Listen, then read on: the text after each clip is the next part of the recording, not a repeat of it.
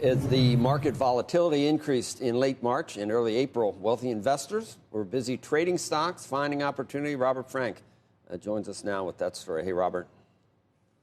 Good morning, Joe. Well, market declines have wiped out $7 trillion in stock wealth since February, but some of the wealthiest investors saw this as a big buying and selling opportunity.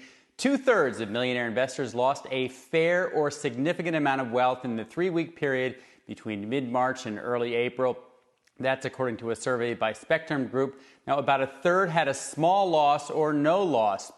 Most millionaires did not change their portfolios leading into and out of that March 23rd low. 1 in 5 bought stocks, only 15% sold stocks. But the very, very wealthy, they were far more active in the market during this period. Nearly 40% of investors with $15 million or more in total investments bought stocks during that period, and about half of them sold stocks. Now, the selling shows they didn't necessarily time the market well, at least not for this latest bottom, but they might have been harvesting losses for income tax purposes and then maybe buying back those same shares. Either way, they were 4 or 5 times more likely to buy or sell stocks than everyday investors. Of course, they can afford it. Now, for now, most affluent investors are staying on the sidelines. They have a third of their portfolios in cash. That is the highest level of cash since 2009. And most affluent investors believe the market will not return to the pre-virus levels before the November election. Guys? Well, one of the lead stories in the Journal today, short sellers, record highs on people that are short the markets. Yeah. So, right. I don't know how you interpret that, Robert. We know what happens sometimes when everybody's short.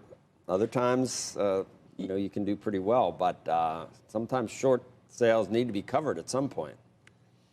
Right. Well, and I think with this group, again, this is people with 15 million or more. It's not a binary, I'm shorting the market or I'm long the market.